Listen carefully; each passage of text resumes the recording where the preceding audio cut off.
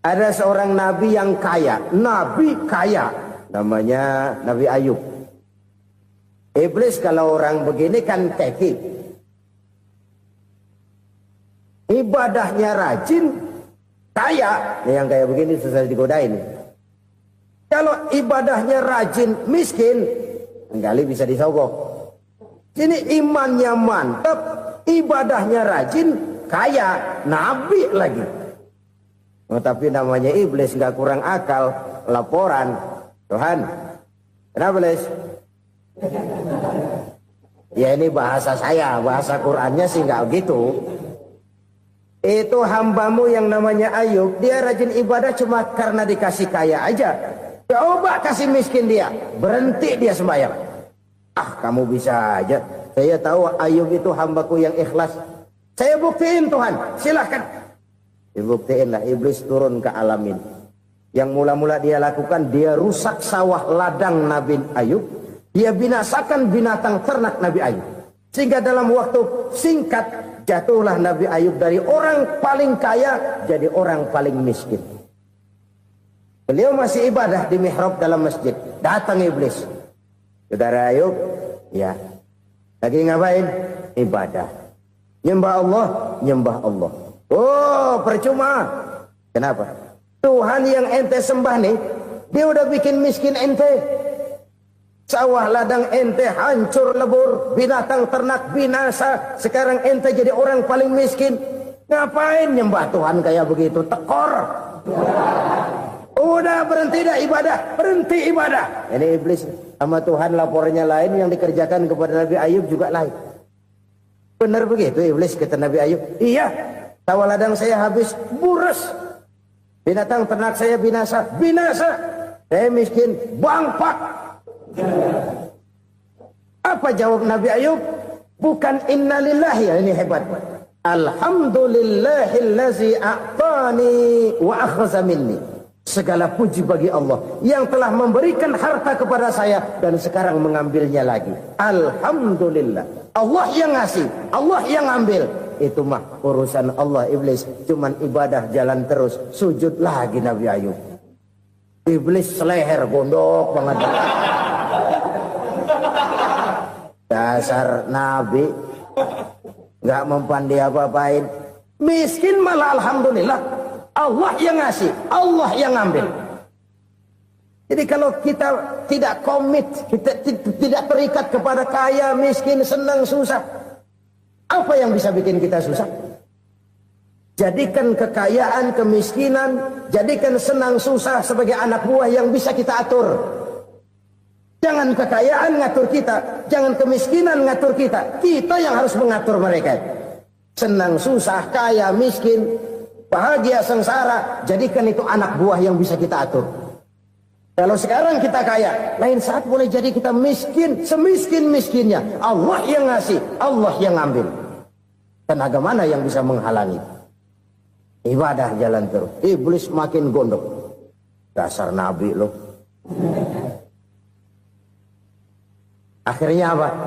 Nabi Ayub dikerjain, diberikan penyakit. Demikian fatal penyakitnya. Bayangin, udah miskin, sakit. Masya Allah. Miskin, sakit. Sakitnya nggak lama, kira-kira 16 tahun. Istrinya 3, 2 mental minta ceraiin.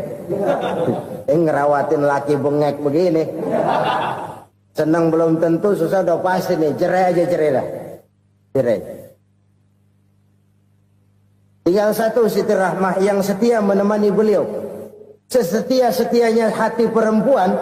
Satu saat Siti Rahmah bilang, "Bang, iya, abang kan Nabi, Bang. Lalu, namanya Nabi kan doanya jarang meleset, Bang. Maksud kamu minta kenapa sih sama Tuhan biar abang sembuh, baik dah, Bang?" Siti Rahmah, iya. Saya sakit berapa tahun sih dah? 16 tahun, Bang. Sebelum ini saya sehat berapa tahun? Ya kira-kira 60 tahun, Bang. Nah, coba ente banding-bandingin, Rahmah. Saya dikasih sehat 60 tahun. Dikasih sakit 16 tahun. Sudah nggak sabar. Mau doa kepada Allah minta sembuh. Saya malu. Malu kepada Allah. diuji dengan yang luar biasa seperti ini, tidak mengganggu stabilitas kehambaannya. Dia tetap menghamba kepada Allah Subhanahu wa ta'ala. Saudara-saudara kaum muslimin rahimakumullah, kunci menghadapi kesulitan itu apa? Allah jelaskan dalam satu ayat, wa basyiris sabirin alladzina iza asabathum musibah qalu inna lillahi wa inna ilaihi raji'un.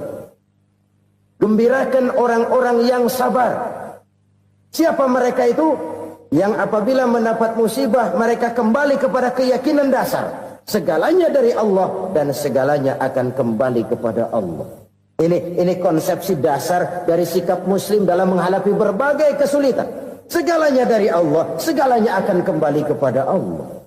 Kalau ini sudah kondisi dasarnya, maka kita akan lapang menghadapi kenyataan bagaimanapun pahitnya. Apakah itu namanya miskin? Apakah itu namanya sakit, bahkan maut sekalipun. Maut sekalipun. Segalanya dari Allah, segalanya akan kembali kepada Allah. Ini sikap hidup, bukan sekedar ucapan. Kita kadang-kadang menjadikannya sebagai ucapan. Mulutnya sehingga berhenti, innalillahi wa inna ilaihi raji'un, tapi nangisnya terus gerung-gerungan. Bukan itu, ini kesadaran moral. Kalau segalanya dari Allah, segalanya kembali kepada Allah, kan sebenarnya cuma nunggu giliran. Hari ini saya nyembayangin dia, entah hari apa saya disembayangin orang. Hari ini saya antar dia ke kubur, entah hari apa orang nganterin saya ke kubur. Hari ini saya tahlilkan dia, entah nanti kapan orang tahlilkan saya. Segalanya dari Allah, segalanya akan kembali juga kepada Allah. Oleh sebab itu saudara-saudara, kesulitan bukan untuk ditakuti. Kesulitan justru untuk diatasi, dicarikan jalan keluarnya. Dan tidak ada orang yang tidak pernah mendapat kesulitan. Tidak ada. Semakin tinggi status sosial, semakin tinggi kualitas keimanan, semakin besar juga tingkat kesulitan.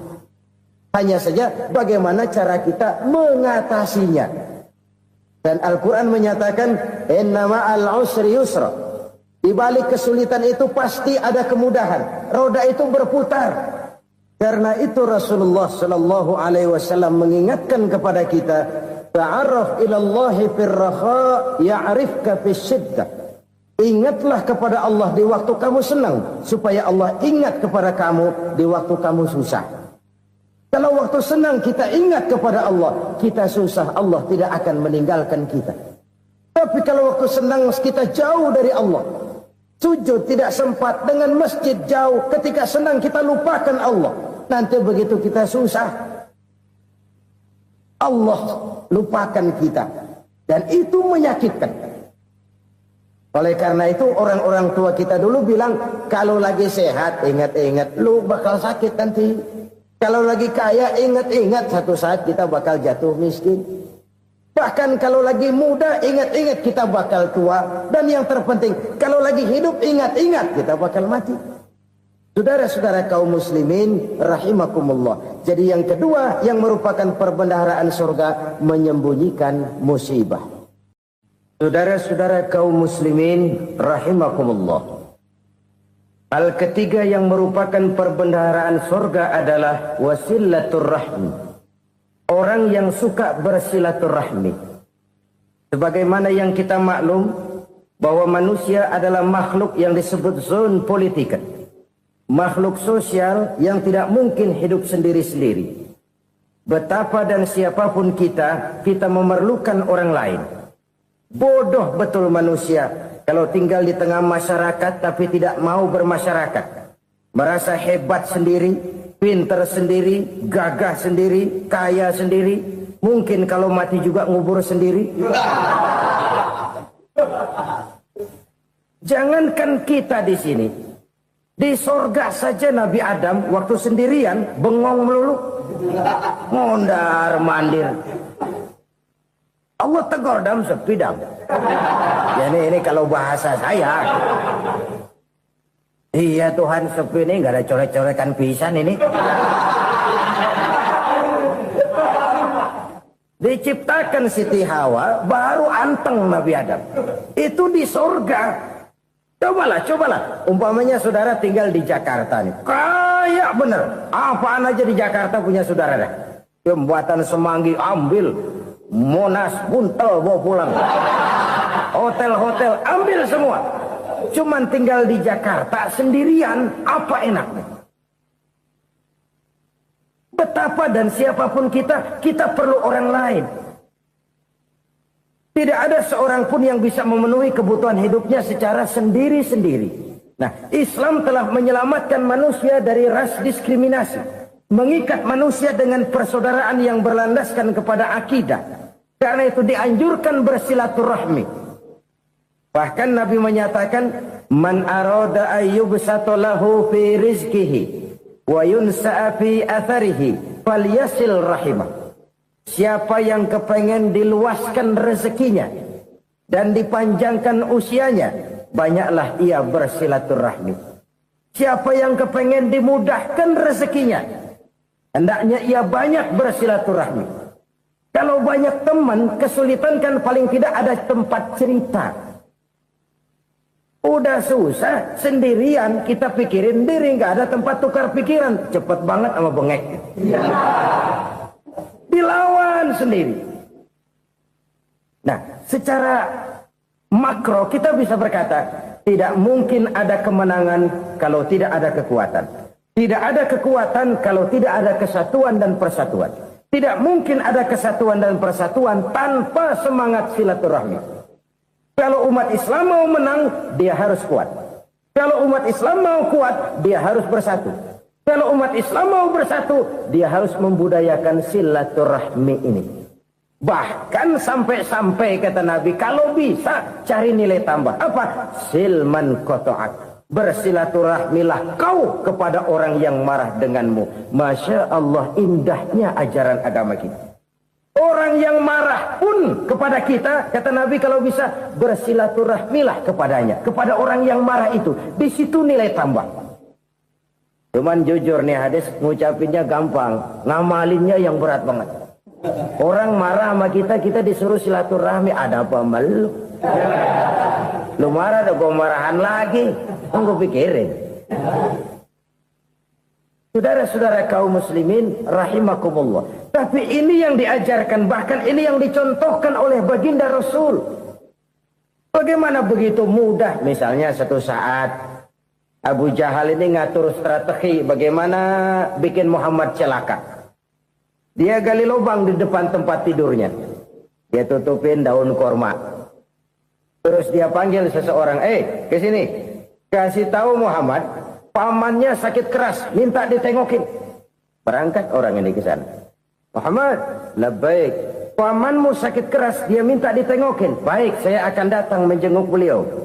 Berangkatlah Nabi ke rumah Abu Jahal tanpa prasangka apapun. Abu Jahal udah pasang setil, selimut 3 rangkap setengah dipakai, persis kayak orang meriang.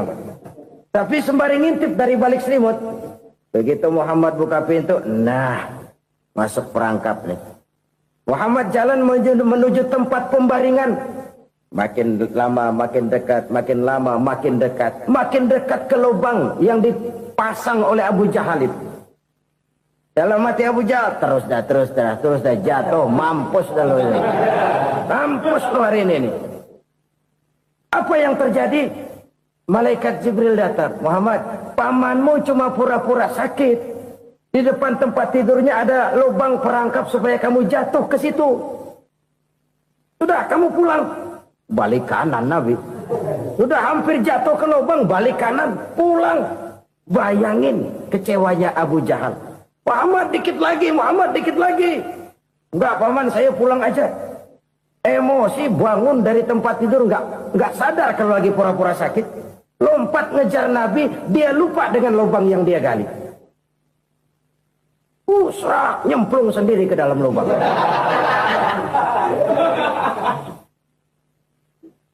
Nabi terus berlalu. Ini terjadi keanehan. Jatuh ke lubang yang dia gali itu sebenarnya nggak terlalu dalam ya.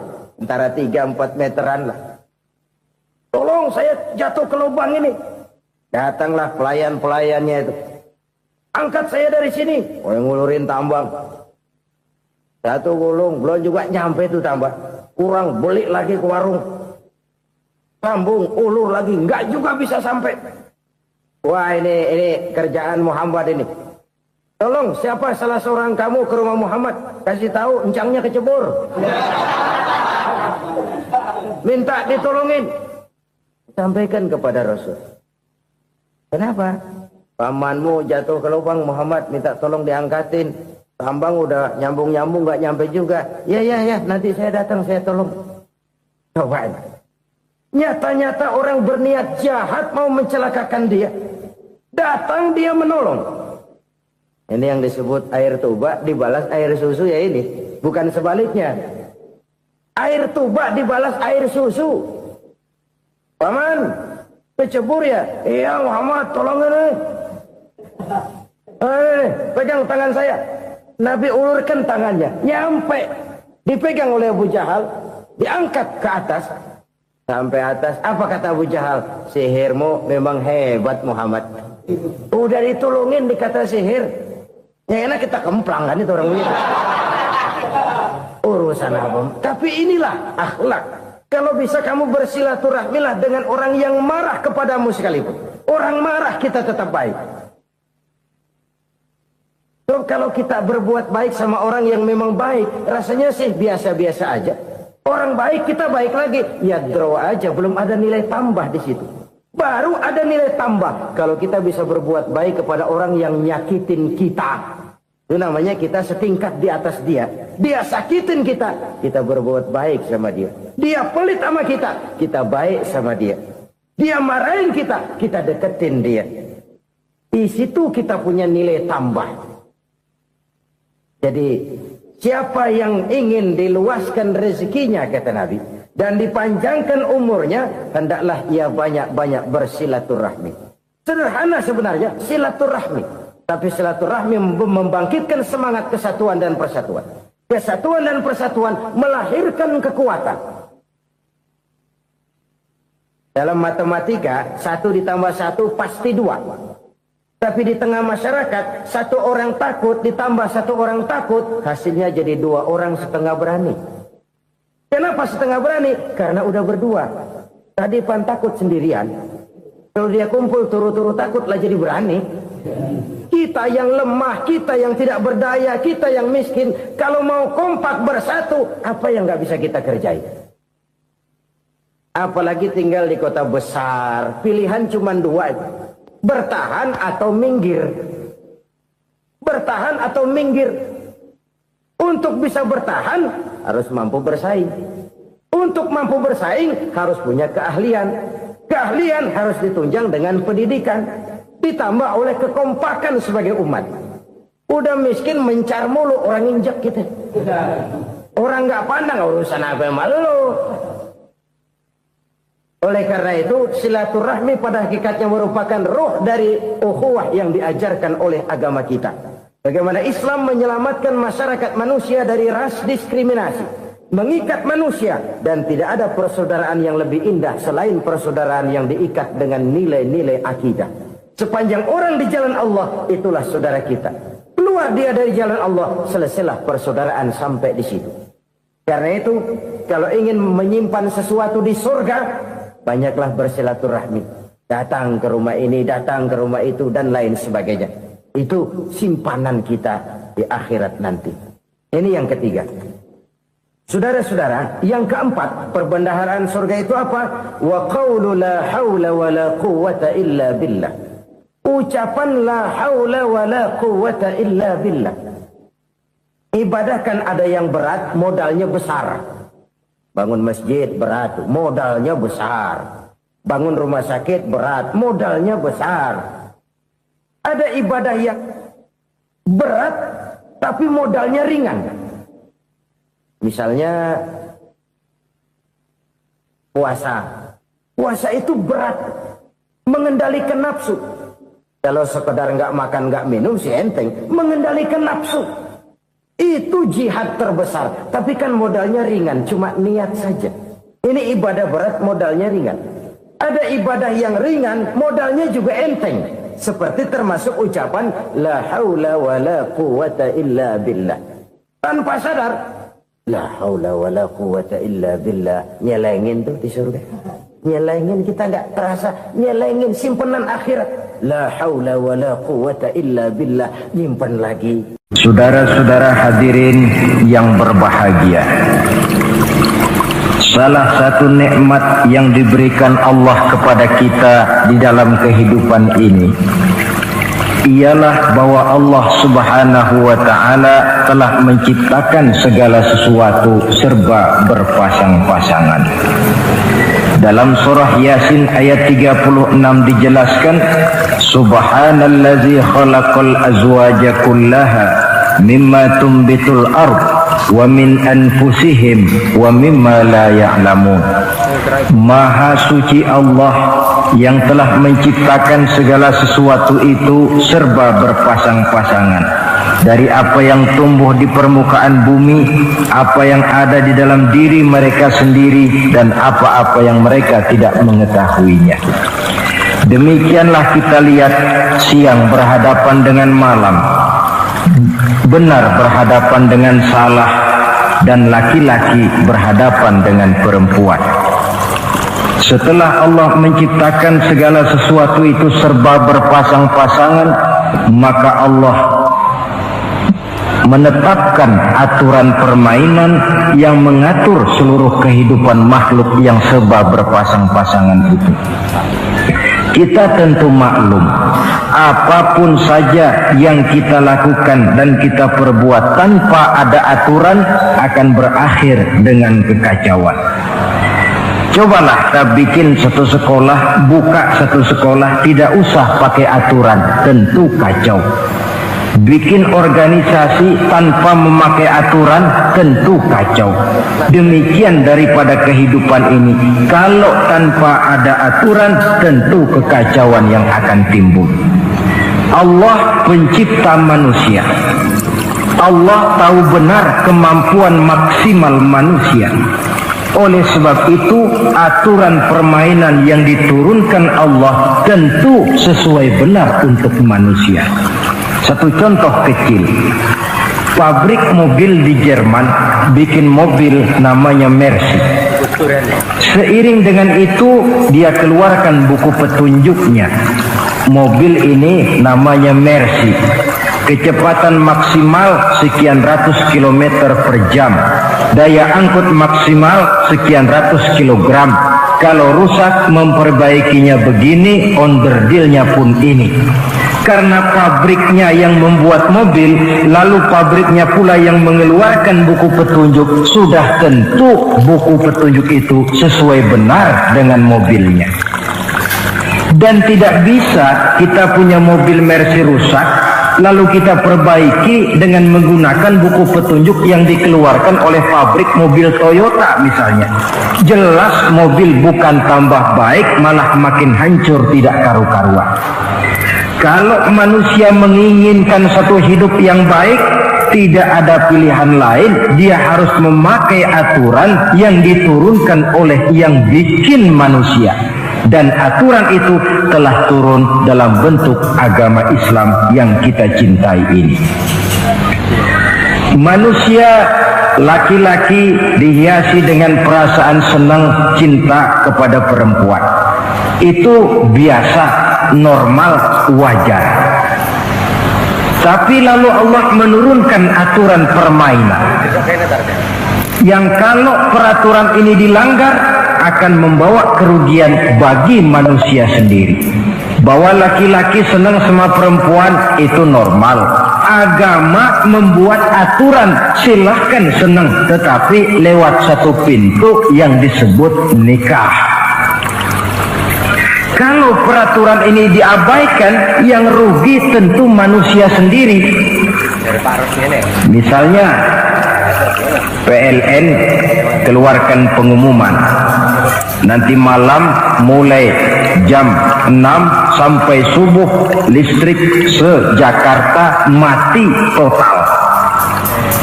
Kita ingat, ini nanti malam saya giliran ronda. Pagi-pagi sudah kita siap beli batu baterai, masukkan ke dalam baterai.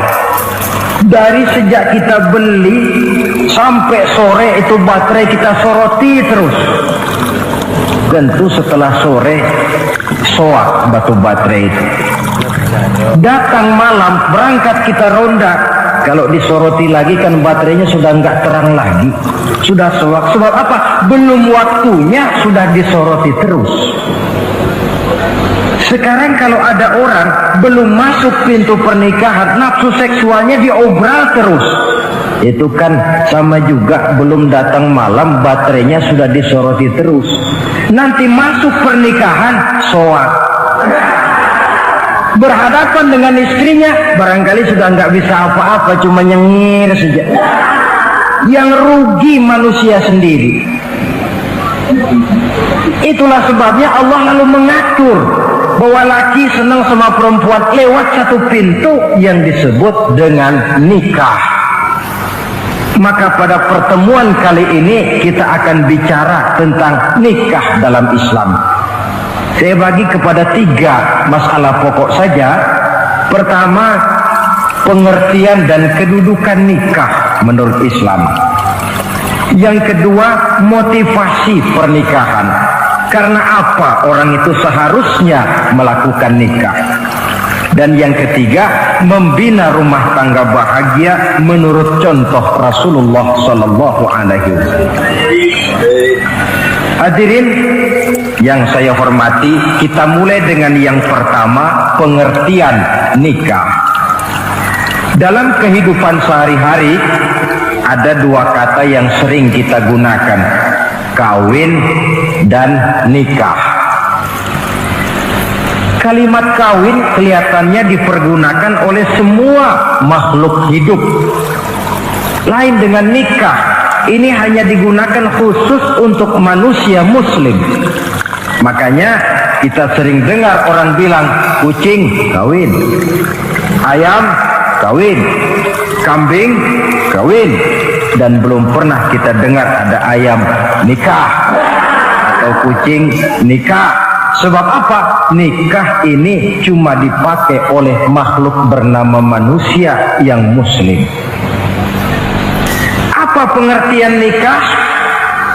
Seorang tokoh, Abi Yahya Zakaria Al-Ansari, di dalam kitab Fathul Wahhabnya menjelaskan, an-nikahu aqdun yatadammanu ibahatal wat'i bilafzi inkahin aw nahwihi. Nikah adalah akad, yaitu ijab dan qabul, yang akad ini menjamin dibolehkannya pergaulan bebas antara laki-laki dan perempuan. Jadi kalau sementara anak muda kita beranggapan bagaimana Islam ini kolot, masa laki-laki tidak boleh bergaul dengan perempuan, itu anggapan salah. Islam bukan saja tidak melarang, malah menganjurkan laki-laki bergaul dengan perempuan sebebas-bebasnya, sepanjang pergaulan itu bisa dipertanggungjawabkan baik menurut hukum negara, lebih-lebih menurut hukum agama. Coba orang kalau sudah akad, sudah ijab kabul, ada saksi, ada wali, selesai itu dia masuk ke dalam kamar berdua, bergaul di situ sebebas-bebasnya, itu saya kira 100% halal. Tidak perlu lagi orang curiga, tidak perlu lagi sembunyi-sembunyi. Kenapa? Ini bentuk pergaulan yang bisa dipertanggungjawabkan. Kalau tidak, dengan dalih new morality, kebudayaan modern, lalu melakukan yang disebut free love, free sex, common living, hidup bersama tanpa nikah alias kumpul kebo. Dan saya kira itu kebo cuma mewakili saja. Artinya begitulah kalau binatang itu kumpul, sebab kumpul kucing pun saya kira begitu, kumpul ayam pun begitu. Kebo cuma mewakili binatang dalam kalimat itu. Tengoklah berapa banyak sudah bayi-bayi yang lahir ke dunia ini tanpa tahu kemana dia harus memanggil bapak. Berapa banyak gadis-gadis bergelimpangan jadi korban dari orang-orang yang tidak bertanggung jawab. Itu semua merupakan ironi. maka menjauhkan manusia dari aturan agama pada hakikatnya sama dengan usaha membinatangkan manusia. Bahkan kalau manusia sudah jauh dari aturan agama, sanggup berbuat lebih buas daripada binatang. Kita tahu yang namanya bajing itu makanannya cuma kelapa, tapi bajingan itu bukan cuma kelapa, kabel telepon doyan kok bajingan itu. Jauh lebih buas daripada yang namanya binatang. Maka agama ini mengatur agar manusia sebagai makhluk yang mulia hidup secara mulia. Jangan manusia kita ini, binatang saja. Kalau saudara ada yang punya kucing di rumah, saudara taruh di depannya, saudara sendiri yang langsung kasih ikan di piring, kasih kucing. Aduh, dia akan makan dengan tenang, nikmat, lahap, tidak nengok kiri, tengok kanan. Kenapa? Dia yakin betul yang dia makan itu sudah resmi, sah. Sebab apa? Tuan rumah yang kasih. Tapi kalau si kucing ngambil sendiri di dapur, mencuri dia, setelah dapat dia bawa lari, makan pun tidak tenang. Kenapa? Mesti nengok kiri, nengok kanan. Rupanya instingnya pun bekerja. Ini bukan hak saya mencuri. Saudara-saudara, tengok orang yang sudah terlibat dalam pergaulan suami istri yang sah, itu kan nggak perlu tengok kanan, tengok kiri, nggak perlu takut-takut. Kenapa? Sudah sah.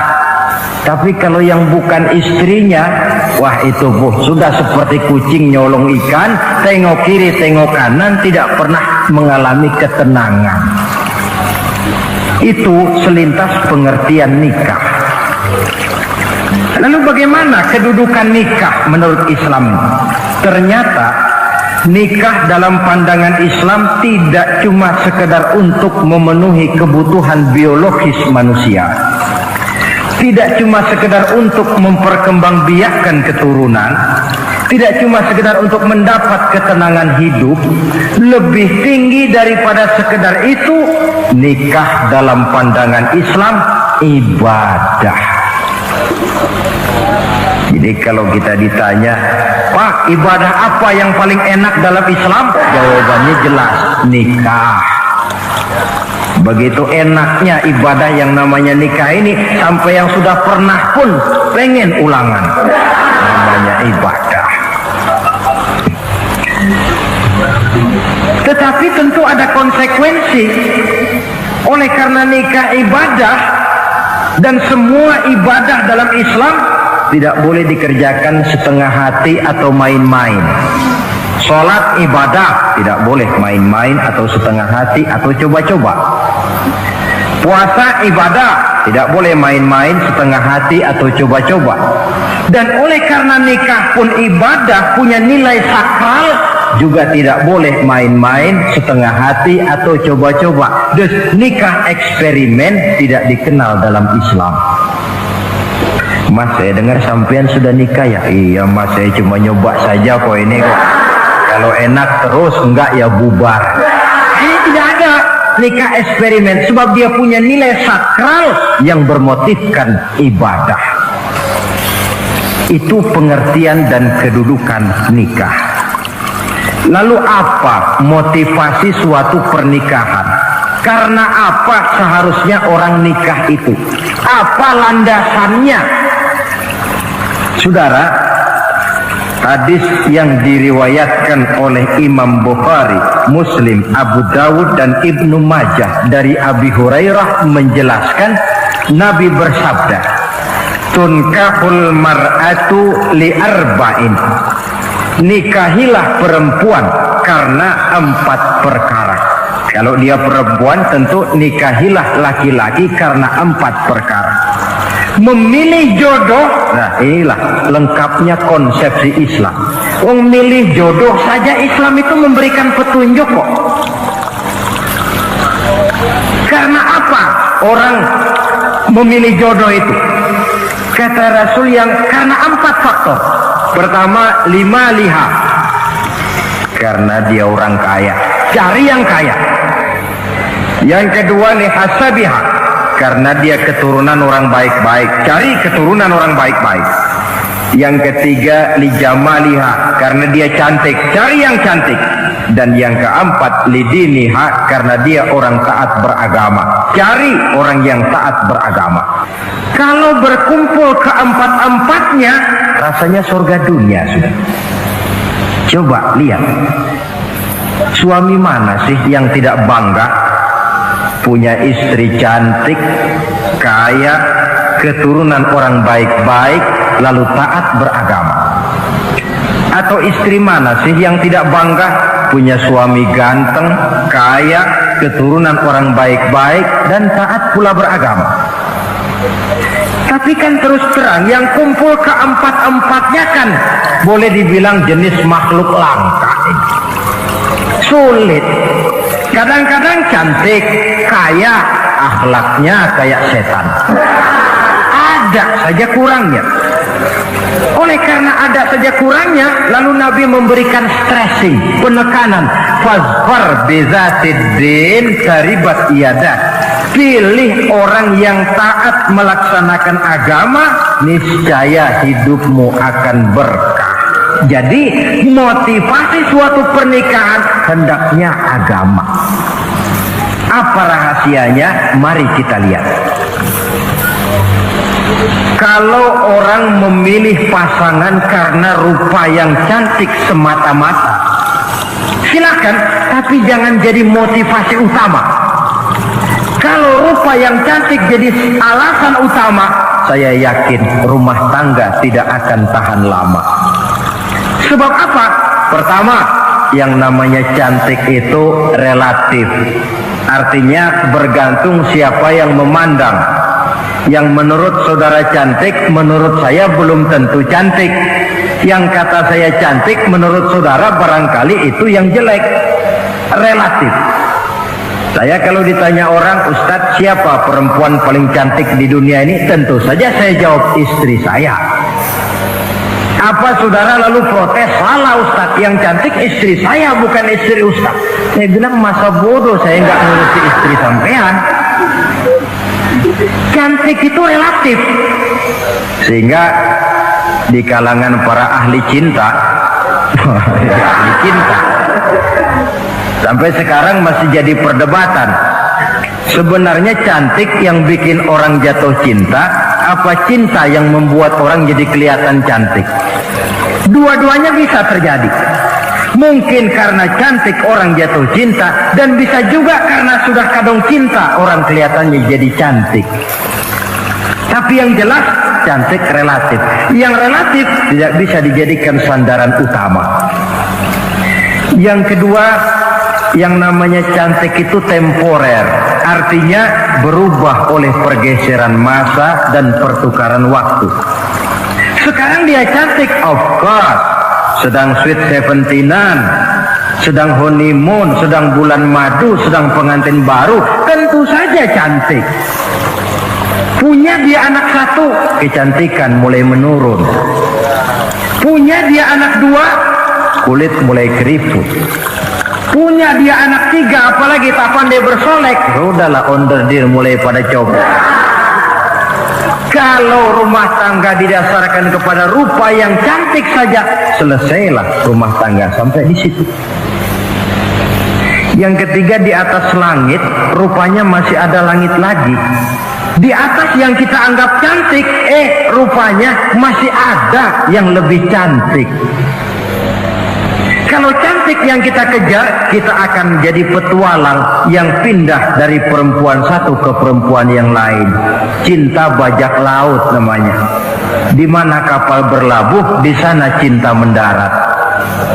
Saudara hadirin yang saya hormati, padahal sate dengan singkong itu kan bedanya cuma di tenggorokan. Kalau sudah masuk ke dalam perut, kenyangnya barangkali sama. Malah barangkali besok pagi kalau keluar lebih tidak enak baunya sate itu daripada singkong. Makanya orang kalau sudah nikah oleh Nabi dipesan, apabila kamu di jalan melihat perempuan yang membuat kamu kagum, cepat-cepatlah pulang ke rumah. Sebab apa? Sebab yang perempuan cantik di jalan kau lihat itu punya, istrimu juga di rumah punya. Gak percaya, cobalah pulang, akurin, sama itu. Silakan cari yang cantik, tapi jangan dijadikan motivasi utama. Yang kedua, kalau perkawinan pernikahan cuma karena harta, silakan cari yang kaya. Tapi kan harta itu, kata Imamul Ghazali, al-mal zillun zail, harta bagaikan bayangan. Sore di sebelah barat, tengah hari di tengah, sore pindah ke sebelah timur. Hari ini dia kaya, besok dia bangkrut, roda itu berputar.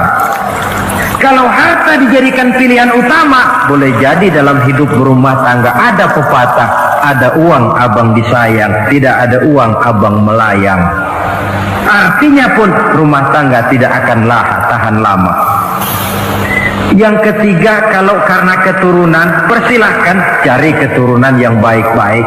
Namun toh pada akhirnya orang diajarkan bahwa kita ini mau besar atau tidak, bukan dengan jalan menyempeng kepada kebesaran orang lain, tetapi ditentukan oleh kepribadian kita sendiri.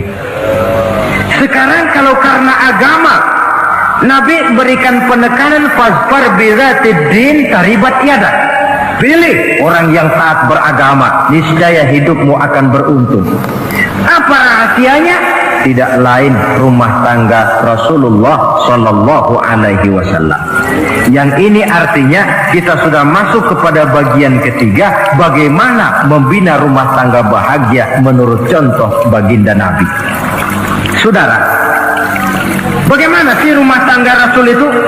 Kelihatan dari dua ucapannya, pendek, singkat, tapi punya pengertian filosofis yang mendalam. Dua kalimat saja beliau bilang tentang rumah tangganya, yaitu baiti jannati, rumah tanggaku laksana surga bagiku. Bayangkan, kalau seorang suami sudah mampu berkata macam begitu, bahagia hidupnya. Ini barangkali tantangan buat kita semua. Mampukah kita di rumah tangga berkata semacam perkataan beliau tadi? Baiti jannati, rumah tanggaku laksana surga bagi. Padahal dari sejarah kita baca, Rasul itu rumahnya kecil, tidurnya di atas pelepah daun korma, sampai berbekas di pipinya. Sarapan paginya seteguk zam-zam, sepotong roti, kadang-kadang 3 butir korma. Tempat tidurnya bukan alga spring bed atau Dunlopillow macam kita punya. Di rumahnya tidak ada mebel spaghetti model yang lagi ngetop-ngetopnya. Entar di tengah rumah macam itu, beliau sanggup berkata, baiti jannati. Kenapa kita yang hidup di zaman di mana fasilitas mestinya lebih menunjang, kok malah banyak yang berkata sebaliknya? Baiti nari, rumah tanggaku laksana neraka bagiku. Padahal dilihat dari segi materi, rumahnya bertingkat, mobilnya serba berkilat, uangnya banyak berlipat-lipat, istri pun cantik memikat, kadangkala boleh jadi jumlahnya 4. Tapi tiap hari kiamat. Kenapa ini? Marilah kita lihat. Ternyata rumah tangga Rasul itu motivasinya tidak lain agama. Agama menuntun suami dan istri masing-masing untuk tahu kewajiban dan tahu haknya. Kalau kewajiban sudah dilaksanakan, lalu hak diberikan, akan timbul pengertian, understanding. Kalau sudah ada saling pengertian, akan timbul ketenangan, feeling of security. Dan ketenangan tangga utama untuk mencapai yang disebut bahagia. Itu sebabnya hakikatnya membicarakan rumah tangga yang berdasarkan agama tidak lain adalah bagaimana seharusnya seorang suami melaksanakan kewajibannya dan seorang istri melaksanakan tugasnya. Artinya kewajiban suami itu apa? Kewajiban istri itu apa? Kewajiban istri hak suami, kewajiban suami hak untuk istrinya menurut tuntunan dan tuntutan agama. Saudara hadirin, menurut hadis riwayat Abu Dawud dari Muawiyah bin Haidah, satu hari Rasul ditanya, "Ya Rasul, apa sih hak istri-istri kami ini? Artinya kewajiban kami sebagai suami ini apa?" Rasul menjawab, pertama, antat'amaha iza ta'imta, kau beri istrimu makan sebagaimana engkau makan. Saudara hadirin, tetapi seorang istri pun kalau sudah diberikan nafkah oleh suaminya untuk mengatur makanan, dia harus pandai mengaturnya dengan sebaik-baiknya. Menu yang teratur, gizi yang lengkap, dan saya kira yang namanya 4 sehat 5 sempurna itu kan tidak berarti bahwa hidup ini harus serba mewah, tidak. Yang penting ada variasi sehingga tidak merangsang suami untuk makan di luar. Jangan misalnya tahu suaminya senang jengkol lalu tiap hari saja jengkol, itu kan bisa kejengkolan. Dengan demikian, masalah yang kelihatannya sepele tetapi yang sebenarnya bisa menjaga keharmonisan atau malah keretakan rumah tangga harus kita perhatikan dengan sebaik-baiknya. Suami memberikan nafkah, dari jumlah itu 60% lari ke kredit, 40% lari ke dapur. Tentu pada akhirnya sang suami akan merasa curiga, padahal barangkali istrinya pun berniat baik, cuma hanya tidak ada keterbukaan di dalam mengurus masalah-masalah yang berhubungan dengan dapur. Inilah kewajiban yang pertama dari seorang suami, kewajiban yang menyangkut masalah pangan. Lalu yang kedua, watatsuwaha izaktasaita, engkau beri istrimu pakaian sebagaimana engkau berpakaian. Suami yang adil, pakaian yang dia pakai sama harganya dengan yang dibelikan untuk istrinya, kecuali tentu kalau istrinya ridho. Zalim seorang suami jikalau untuk dia misalnya dia beli pakaian yang mahal-mahal, jasnya dia pakai Switzerland wool, sarungnya Samarinda. Kalau dia pakai sepatu, belilah sepatunya. Sementara istrinya cuma pakai kain belacu saja. Kenapa mesti begitu? Sebab, saudara hadirin, istri kita sebenarnya adalah bagian daripada hidup kita. Baik dia dilihat orang, baik juga kita disebut orang. Jelek dia dipandang orang, tentu jelek juga nama kita disebut orang. Apalagi hidup bermasyarakat, kadang-kadang mulut usil itu kan sudah banyak macam ragamnya. Itu siapa sih perempuan yang jalan? Kenapa? Itu pakaian yang tidak dipakai sih tidak mahal, cuma pakaiannya serasi, pantas, enak dilihat. Oh, terang saja dia kan istrinya si Miun. Nah, Miun yang sedang tidur barangkali tidak tahu apa-apa mendapat sebutan baik. Cobalah kalau istri kita semaunya saja, orang akan bilang, ah itu perempuan, kenapa saya gerah melihatnya, ke pasar cuma pakai kutang saja. Tentu suami pun akan mendapat sebutan yang tidak baik. Cuma sang istri kalau sudah dibelikan pakaian oleh suami, termasuk alat-alat kecantikan di dalamnya, pakaian itu tentu dipakai, niat pertama adalah untuk menyenangkan hati suami. Seorang istri yang memakai bedak untuk menyenangkan suami, misalnya tiap polesan bedak ada pahalanya. Dia pakai lipstik untuk menyenangkan hati suaminya, tiap goresan lipstik ada pahalanya, bernilai ibadah. Ini kewajiban yang kedua.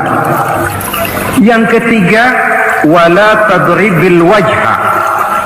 Kalau marah jangan memukul muka. Maksudnya apa ini? Kewajiban memberikan perlindungan, sehingga si istri merasa ada tempat dia mengadu, ada tempat dia melarikan persoalan, ada tempat dia bergantung. Kalau marah jangan memukul muka, dan memukul itu pun upaya terakhir. Kalau tidak bisa dengan kata yang lemah lembut, agak sedikit keras katanya. Kalau dengan kata yang keras tidak juga bisa, pisah tempat tidur. Kalau memang tidak bisa juga dengan pukulan yang tujuannya bukan untuk menyakiti, tetapi untuk mendidik. Allah tadribal wajha. Kalau marah jangan memukul muka, dan memukul pun bukan jalan pertama, tapi upaya terakhir dengan tujuan bukan untuk menyakiti, tapi untuk mendidik sang istri. Kewajiban untuk memberikan perlindungan. Yang keempat, wala tuqabbih. Jangan memburuk-burukan istrinya. Kewajiban menjaga nama baik. Sebab apa? Dalam satu bahasa yang indah, Al-Quran menjelaskan bahwa suami istri itu laksana pakaian. Hunna libasul lakum wa antum libasul lahunna. Istri pakaian untuk suami, suami pakaian untuk istri. Lihatlah alangkah indah gaya bahasa Al-Quran ini. Diibaratkannya suami istri seperti pakaian. Apa fungsi pakaian? Pertama, pakaian itu kan jadi kebanggaan. Saya bangga memakai baju seperti ini, saudara bangga memakai baju yang saudara pakai. Artinya seorang suami harus berusaha menjadi suami kebanggaan istri, dan seorang istri pun harus berusaha menjadi istri yang dibanggakan oleh suaminya. Jangan yang malah kemudian disesali. Itu kan kalau sudah marah orang kadang-kadang ucapannya nggak terkontrol. Istri marah sama suami, bang, nyesel gue punya laki kayak gitu. Sudah hilang lagi kebanggaan. Kalau kebanggaan hilang, wibawa pun hilang. Kalau wibawa sudah hilang, maka rumah tangga sudah sulit untuk dipertahankan. Yang kedua, yang namanya pakaian itu kan menutup aurat. Itu tujuan pakaian yang terpenting. Artinya di sini, kalau seorang istri mempunyai kekurangan, suamilah yang menutupi. Kalau seorang suami mempunyai kekurangan, istri juga harus berusaha menutupi. Jangan kekurangan suami diceritakan di pasar umum, atau kekurangan istri dibuka di mana-mana. Itu namanya suami istri tidak berfungsi sebagai pakaian, malah justru saling membuka aurat masing-masing. Iyalah kadang-kadang penyakit ini. Kadang-kadang yang namanya perempuan dari rumah itu berangkat ngaji katanya, sampai di pengajian apa? Suaminya diakur-akurin. Bayu bagaimana suami? Wah, suami saya payah. Dipayahkannya suaminya di mana-mana. Atau aib dan kekurangan istri diceritakan di mana-mana. Orang bertanya, gimana mas istrinya? Oh, nggak maju. Loh, kenapa istrimu kan cantik? Iya, soal cantik sih iya, tapi tidurnya kok ngiler ini. Ini kan nggak perlu yang macam begini ini. Tidak bisa menjaga apa yang disebut security informasi. Fungsi pakaian sebagai suami istri tidak berjalan di dalamnya. Saling menjaga kehormatan diri. Ini yang keempat. Yang kelima, wala tahjur illa fil bait. Jangan berpisah dari istri kecuali di rumah. Maksudnya begini, kalau satu hari seorang istri suami marah kepada istrinya, tidak usah istri itu disuruh pulang ke rumah orang tuanya, ke rumah mertua lalu diusir, tidak. Cukup pisah tempat tidur saja. Ini maknanya wala tahjur illa fil baiti. Rumahnya, dek malam ini saya sedang tidak enak pikiran, kau tidur di kamar belakang lah, saya kamar depan. Cukup pisah tempat tidur saja, tidak perlu istri dipulangkan ke rumah orang tuanya. Nanti umpamanya tengah malam turun hujan, udara dingin, pikiran berubah, berasa perlu, kan tinggal manggil. Tidak jauh secara psikologis ajaran semacam ini bisa kita terima. Saudara hadirin yang saya hormati, ini pada prinsipnya kewajiban seorang suami. Kewajiban yang menyangkut masalah pangan, sandang, perlindungan, memelihara kehormatan, dan menjaga ketenangan di rumah tangga dengan menyelesaikan persoalan di rumah tangga itu secara intern. Jangan belum apa-apa sudah mertua diundang, orang tua dibon. Persoalan belum tentu selesai, tapi masalah sudah meluas. Cobalah kita selesaikan intern dulu. Kalau kemudian ternyata dianggap perlu mengundang orang tua, mertua, keluarga, baru kita upayakan ke arah itu. Ini kewajiban suami dan ini merupakan hak istri. Lalu bagaimana kewajiban istri sekarang ini? Istri kewajibannya merupakan hak untuk suami. Saudara, dari hadis yang diriwayatkan Imam Ibnu Majah dari Ali bin Yazid dari Abi Umamah, Nabi bersabda, "Mastafadal mu'minu ba'da taqwallahi azza wa jalla khairan lahu min zaujatin salihah." Bagi seorang mukmin, sesudah dia mempunyai sifat takwa kepada Allah, tidak ada yang lebih membawa manfaat selain daripada istri yang solehah. Istri solehah itu yang bagaimana? Yang hidup mampu melaksanakan kewajibannya. Apa kewajibannya? Kata Nabi, pertama, in amaroha atau athu. Kalau diperintah, dia taat. Kewajiban istri yang pertama, taat kepada suaminya. Begitu besar kewajiban taat kepada suami, sampai-sampai Nabi pernah menyatakan, "Lau kuntu amiran ahadan ayyasjuda li ahadin la amartul mar'ata an tasjuda li zawjiha." Kalau saja boleh, kata Nabi, aku memerintahkan manusia sujud kepada sesama manusia, tentu aku perintahkan istri untuk sujud kepada suaminya. Untung saja sujud kepada manusia tidak boleh. Kalau boleh, istri itu disuruh sujud kepada suami. Tentu karena besar hak suami atas dirinya. Yang kedua, ibadah sunnah tidak mendapat izin suami juga bukan saja tidak berpahala, malah berdosa. Umpamanya, pengantin baru, si istri kebetulan santri, malam minggu pesta, besoknya hari Senin, si istri sudah kadang biasa hidup sebagai santri, hari Senin puasa sunnah. Dia bilang sama suaminya, "Bang, besok saya mau puasa sunnah nih, hari Senin." Kata suaminya, "Kalau kau puasa juga kau kejam. Lalu kau puasa, aku disuruh ngapain?" Tidak diizinkan oleh suami, dia puasa juga. Bukan saja tidak mendapat pahala, malah berdosa. Sampai amalan yang sunnah pun tidak diizinkan oleh suami, berdosa. Apalagi amalan yang mubah, apalagi amalan yang tidak ada dasar hukumnya, perintahnya. Sepanjang perintah suami tidak untuk maksiat kepada Allah, istri wajib untuk taat. Dalam hadis lain kita temukan Nabi bersabda, "Idza da'a ar-rajulu imra'atahu ila firashihi." Kalau seorang suami memanggil istrinya ke tempat tidur. Ini bahasa kinayah. Manggil ke tempat tidur kan tentu nggak perlu penjelasan. Masa mau nyambal di tempat tidur kan enggak. Fa'abat, si istri tidak mau. Lantaran istri tidak mau, suami jengkel. Fabata ghadbana 'alaiha. Sampai dalam jengkelnya tidur.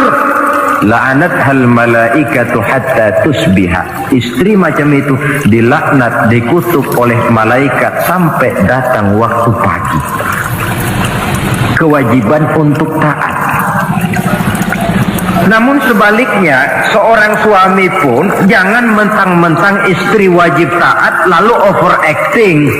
Segalanya main tunjuk, segalanya main komando, segalanya main perintah.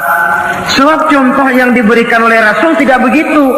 Rasul kita baca dalam sejarah menjahit bajunya sendiri, memperbaiki kasutnya sendiri. Artinya yang bisa ya dikerjakan tanpa harus menggantungkan semuanya kepada sang istri. Kewajiban untuk taat. Nah, penutup tentang taat ini ada sebuah hadis pula di mana baginda Nabi bersabda, ayyumma imra'atin matat wa zawjuha anha radin dakhalatil jannah.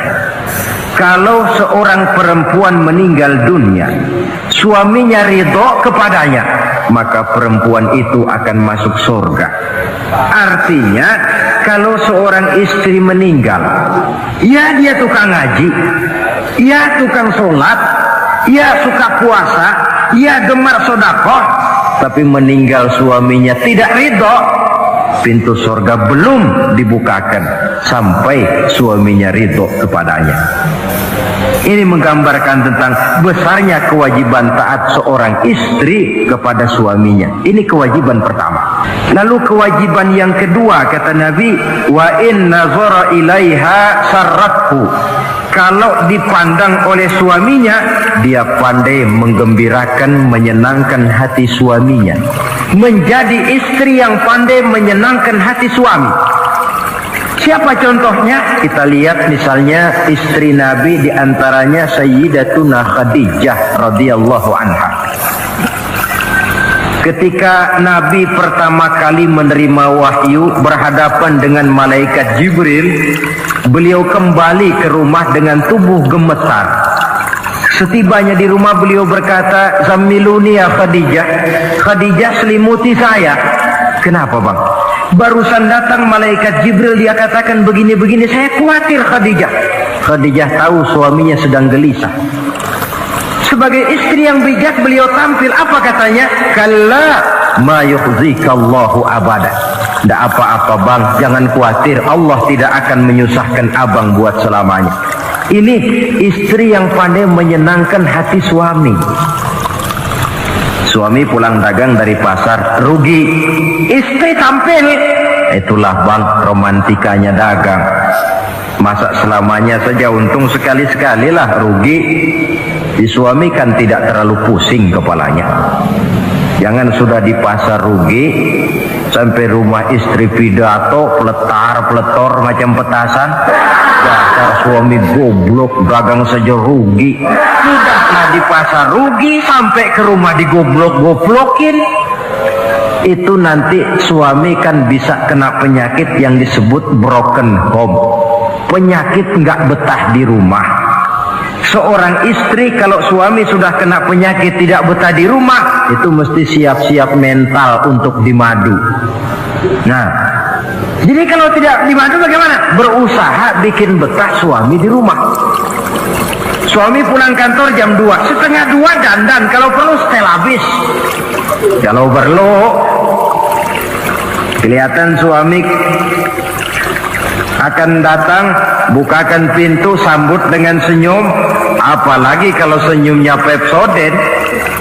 Saya kira suami bagaimanapun lelahnya, peras keringat, banting tulang, pulang mencari nafkah, kalau kembali di rumah disambut dengan senyum, hilang capeknya.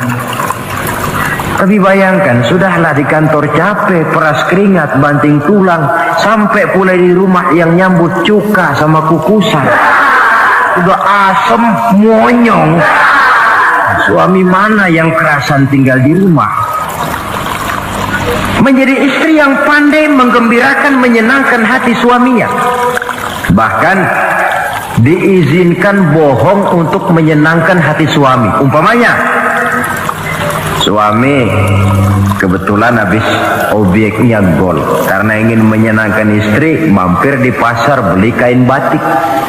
Si suami tidak tahu bagaimana kain batik yang bagus, beli saja sembarangan. Sudah kainnya kasar, warnanya norak, harganya yang mestinya murah jadi mahal, dibawa pakaian itu pula. Istri lihat dan tahu kalau ini batik jelek, norak, kasar, harganya pun murah. Tapi dia ingin menyenangkan hati suaminya. Suaminya tanya, bagaimana dek kain batik ini? Waduh bang, bagus betul kain ini. Pinter bener abang milih warna ini. Emang yang kayak begini ini bang, coba lihat tetangga kita, mana ada yang pakai kain kayak begini? Ya memang gak ada, jelek. Suami senang tentu. Lalu kain itu oleh istrinya, ngaji dipakai, keundangan dipakai, tidur dipakai, masak dipakai, nyuci pun dipakai. Suami makin bangga, wah kain yang saya beliin dipakai terus ini. Lain pula istrinya, dalam hati dia berpikir, biarin deh gue pakai terus biar cepet hancur, nggak ada urusan. Coba kalau waktu itu si istri jujur, dasar laki goblok, beli kain kayak begini, sana pulangin. Mungkin suami yang sudah payah-payah mau menyenangkan hati istrinya malah berbalik pikirannya. Saudara hadirin, ini kelihatannya penting untuk menjaga suasana keharmonisan di dalam kehidupan berumah tangga. Begitu pula pengertian seorang suami.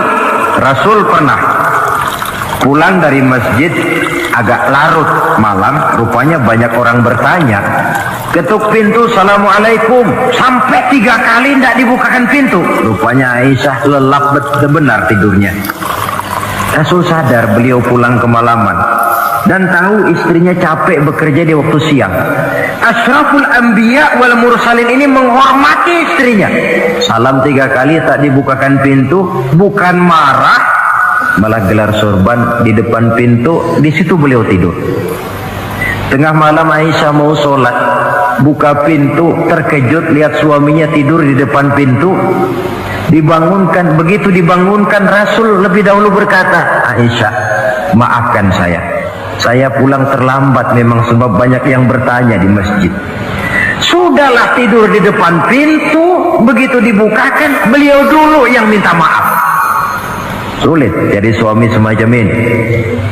Yang enak kalau sudah nggak dibukain pintu, istri kepulesan, lalu sekali buka pintu kan yang enak kita tunjuk jidatnya, lo tidur kayak kebok ya.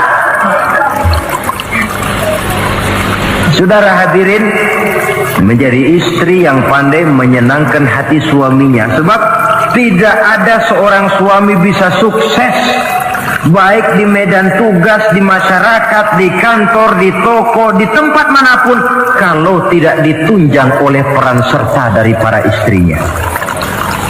Karena itulah perempuan walaupun peranannya tidak begitu kelihatan, sebenarnya sangat menentukan. Seorang suami yang jujur, polos, lugu, sederhana, sanggup menjadi koruptor ulung karena didorong-dorong oleh istrinya. Merangsang ketamakan suami. Istri dibakar oleh tetangganya. Bang, kenapa? Kau kan di kantor kepala bagian. Lalu, tangga kita pegawai kecil saja bang, tapi coba lihat istrinya kalau pakai gelang kayak pelek beca bang. Kau kepala bagian gak bisa beliin saya macam gitu, kepala bagian goblok. Lalu bagaimana bu, gaji saya kan sudah jelas segitu. Iya, kamu kan kepala bagian. Apaan kayak di kantor sabet. Kalau sudah main sabut-sabutan begini, sudah merangsang suami untuk berbuat yang tidak baik. Kecil, tidak begitu kelihatan, tapi sangat menentukan. Istri yang soleh, yang bisa melaksanakan kewajibannya, yaitu pandai menyenangkan hati suaminya. Ini kewajiban istri yang kedua. Yang ketiga, wa in aqsama alaihi abarrathu. Kalau suami memberikan sesuatu, dia pandai berbakti, menjadi istri yang pandai bersyukur kepada suami. Kita ingat ketika pulang Mi'raj kan Rasul bercerita, saya dalam perjalanan itu diperlihatkan neraka, kata Rasul. Saya lihat kok isinya kok lebih banyak perempuan daripada laki-laki. Nah, sahabat heran, ya Rasul, lebih banyak perempuan? Iya. Apa mereka tidak sholat? sholat. Apa mereka tidak pernah hadir di majelis taklim? Oh, rajinan dia sama suaminya. Ada apa, tidak pernah baca Quran? Rajin. Lalu kenapa kok isinya kebagian besar perempuan? Rasul menjawab, hunna yakfurnal asir. Mereka umumnya tidak pandai bersyukur kepada suaminya. Hujan panas setahun dibalas dengan hujan sehari. Kalau suaminya sedikit salah, sudah kehilangan pertimbangan, tertutup seluruh kebaikannya. Yang kelihatan cuma salahnya saja. Maka sebaiknya di dalam hidup berumah tangga, baik suami maupun istri itu masing-masing sedia timbangan. Kalau satu saat suami salah, istri ambil timbangan. Timbang, suami saya salahnya ini, jasanya ini. Bertahun-tahun dia hidup mencari nafkah buat saya, membelikan pakaian untuk saya, mencarikan makan untuk saya. Salahnya ini. Timbang, mana lebih banyak salahnya atau benarnya? Dengan demikian kita akan bisa menghasilkan keputusan objektif. Giliran istri yang salah, suami yang ambil timbangan, ukur mana lebih banyak baiknya atau salahnya. Kalau tiap kita masing-masing punya timbangan, insya Allah nilai-nilai objektif dari suatu pertimbangan akan bisa kita temukan dalam mengambil keputusan. Istri yang pandai berbakti membalas budi daripada suaminya. Kewajiban yang keempat dari seorang istri, wa in ghaba anhu nasahathu fi nafsiha wa malihi. Kalau suami tidak ada di rumah, dia pandai menjaga kehormatan dirinya dan pandai menjaga harta suaminya. Tidak mencari kesempatan dalam kesempitan. Suami lembur, istri ngompreng. Dan pandai menjaga harta suaminya. Nah, coba lihat. Kalau seorang suami ada uang di kantongnya 100 rupiah. Ada tukang minta pengemis, istri ambilkan saja tanpa izin suaminya uang di kantong suami 100. Dia sedekahkan. Niatnya tentu baik. Si istri dapat dosa, si suami dapat pahala. Perbuatan sedekahnya itu betul, tapi mengambil uang tanpa izin suami itu yang salah. Dan ternyata salah itu lebih besar daripada pahala yang dia lakukan lantaran bersedekah itu. Kalau ini terwujud, maka suasana saling mempercayai akan tumbuh. Kalau sudah saling mempercayai, rasanya akan terwujud kedamaian dan ketenangan. Suami meninggalkan rumah dengan perasaan tenang, istri pun melepas suami dengan perasaan damai, tanpa was-was, tanpa curiga, dan sebagainya. Dan ini modal yang paling utama, mewujudkan saling kepercayaan dalam membina hidup bahagia. Saudara, jadi dengan demikian, kewajiban suami dan kewajiban istri yang merupakan bagian tidak terpisahkan dari bagaimana membina rumah tangga berdasarkan tuntunan agama, merupakan hal yang dicontohkan oleh Nabi kita Muhammad sallallahu alaihi wasallam. Dengan satu kesimpulan, rumah tangga Nabi bahagia karena rumah tangga itu disinari oleh ajaran-ajaran agama. Sehingga timbul saling pengertian membawa kepada ketenangan, dan ketenangan sesungguhnya tangga utama mencapai rumah tangga bahagia. Tanpa materi orang memang sulit untuk bahagia. Tapi materi semata-mata bukan merupakan jaminan bahwa orang akan hidup bahagia. Banyak isak tangis berbunyi di rumah-rumah mewah, dan banyak sendak gurau, tawa dan canda, tawa lerai di rumah-rumah sederhana. Artinya suka dan duka, sedih dan gembira, susah dan bahagia bisa ada di gubuk reot dan bisa juga ada di rumah mewah. Ternyata bukan harta semata-mata yang menopang dan menjamin hidup itu akan bahagia, tapi satu rumah tangga yang dipancari oleh sinar agama, di bawah naungan ridho dari Allah Subhanahu wa ta'ala. Si istri taat melaksanakan ajaran agama, suami taat, lalu anak-anak pun hidup dalam suasana yang religius.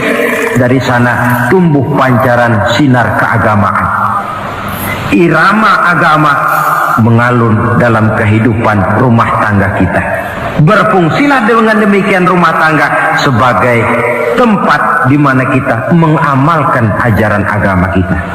Alangkah nikmat rumah tangga. Istri ahli ibadah, suami pun ahli ibadah, anak-anak pun terbiasa oleh lingkungan untuk hidup melaksanakan suatu ibadah.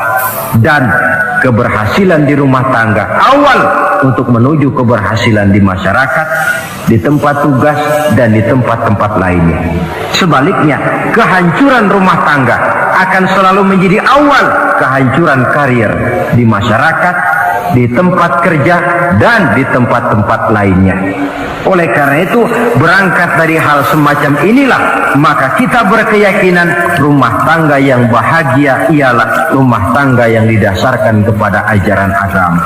Sehingga tercapailah kebahagiaan hidup di dunia yang langsung menopang kepada kebahagiaan hidup di akhirat nanti. Nah, inilah pembicaraan kita pada pertemuan kali ini. Dengan harapan mudah-mudahan dari setiap rumah tangga muslim memancar sinar-sinar agama, menjadi kubu-kubu pertahanan di mana kita menegakkan ajaran agama, dan pada akhirnya nanti akan tercipta masyarakat yang agamis. Terwujudlah ketenangan, kedamaian, dan ketentraman.